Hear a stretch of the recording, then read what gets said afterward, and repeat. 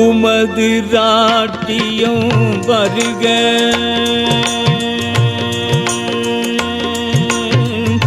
உமது ராட்டியம் வருக, உமது சித்தம் பரலோகத்தில் செய்யலாதல் போலே, பரலோகத்தில் செய்யலாதல் போலே பூலோகத்தில் செயலாவதாக.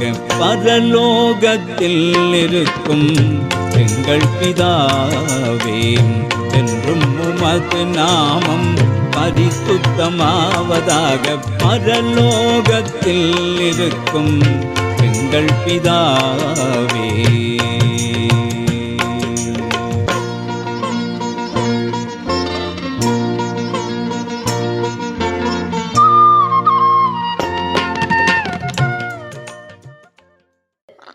கர்த்தருக்குள் அன்பானவர்களே, அனுதினமும் கிறிஸ்துவுடன் தியான வேளைக்கு உங்களை அன்புடன் அழைக்கிறோம். இன்றைய தியானத்திற்கான வேத வாசிப்பு மத்தேயு 26ஆம் அதிகாரம் வசனங்கள் 36 முதல் 39 வரை.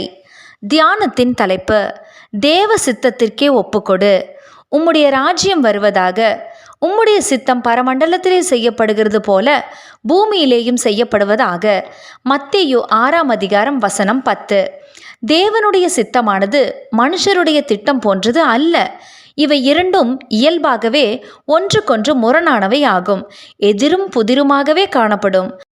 வாலிப நாட்களிலே படித்துவிட்டு குறிப்பிட்ட வேலைக்கு விண்ணப்பித்துவிட்டு அது நிச்சயம் கிடைக்கும் என்று எண்ணி காத்திருந்தேன். பின்னர் அது கிடையாமல் போய்விட்டது. சோர்வும் ஏமாற்றமுமே மீதியானது. கடைசியில் கர்த்தர் தமக்கு சித்தமான ஒரு வேலையை தருவார் என்று நம்பிக்கை வைத்து ஜெபிக்க ஆரம்பித்து அதற்காக காத்திருந்தேன். கர்த்தர் சித்தமே எந்தன் பாக்கியம் என்ற ஜெபத்துடன் வாழ கர்த்தர் எனக்கு கற்று தந்திருந்தார். எத்தனை ஆச்சரியம்! யாருமே எதிர்பார்த்திராத விதமாக ஆச்சரியமான விதத்தில் வங்கி ஒன்றில் நல்ல வேலை கிடைத்தது. வசை பாடியவர்கள் எல்லோரும் வாழ்த்து கூறினார்கள். ஆண்டவராகிய இயேசுவே, பிதாவே, உமக்கு சித்தமானால் இந்த பாத்திரம் என்னை விட்டு நீங்கும்படி செய்யும். ஆயினும் என்னுடைய சித்தத்தின்படி அல்ல, உம்முடைய சித்தத்தின்படி ஆக கடவது என்று பிதாவின் சித்தத்தை ஏற்று அதற்கே முதலிடம் கொடுத்து தன்னை ஒப்பு கொடுத்தார். லூக்கா 22ஆம் அதிகாரம் வசனம் 42. பிதாவின் சித்தத்திற்கு முதலிடம் கொடுக்கும்போது அது கர்த்தருக்கு கீழ்ப்படிதலின் அடங்கி நடத்தலின் வெளிப்பாட்டை காண்பிக்கின்றது. அதனால் முதலில் சில இடர்கள் வந்தாலும் அதன் பின்விளைவுகள் ஆசீர்வாதமாகவே இருக்கும். ஆரம்பம் அற்பமாயிருந்தாலும் முடிவு சம்பூரணமாயிருக்கும்.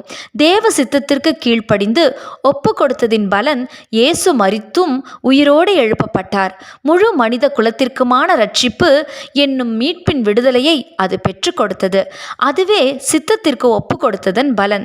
கர்த்தரோ அவரை நொறுக்க சித்தமாகி அவரை பாடுகளுக்கு உட்படுத்தினார். அவருடைய ஆத்துமா தன்னை குற்ற நிவாரண பலியாக ஒப்பு கொடுக்கும்போது அவர் தமது சந்ததியை கண்டு நீடித்த நாளாயிருப்பார். கர்த்தருக்கு சித்தமானது அவர் கையினால் வாய்க்கும். ஏசாயா 53ஆம் அதிகாரம் வசனம் 10. இதுவே தேவ சித்தத்திற்கு ஒப்பு கொடுத்தலின் மேன்மையாகும். தேவ பிள்ளையே, நமது விருப்பத்தையும் சித்தத்தையும் ஒருப்பது என்பது இயல்பாகவே நமக்கு கடினமான காரியம்தான். நம்மை பார்க்கிலும் நம்மை முழுமையாக அறிந்தவராகிய தேவ சித்தத்துக்கு நம்மை விட்டு விடுவோமானால் தேவ நாமம் நமது வாழ்வில் மகிமைப்படும். நாமும் தேவ சித்தத்தை நிறைவேற்றிய கிருபை பெற்றுக்கொள்வோம். இன்று நாம் நம்முடைய விருப்பத்தை கர்த்தருடைய சித்தத்துக்கு ஒப்பு கொடுத்திருக்கிறோமா? ஒருவனாகிலும் கெட்டுப்போவது பரலோகத்தில் இருக்கிற உங்கள் பிதாவின் சித்தம் அல்ல. மத்தேயு 18ஆம் அதிகாரம் வசனம் 14. ஜெபம் செய்வோமா? அன்பின் ஆண்டவரே, எங்களது சுய விருப்பங்களின்படி அல்ல, உமது சித்தமே எங்களது பாக்கியம் என உமது பாதத்தில் காத்திருக்கும் கிருபையை தாரும். ஆமென்.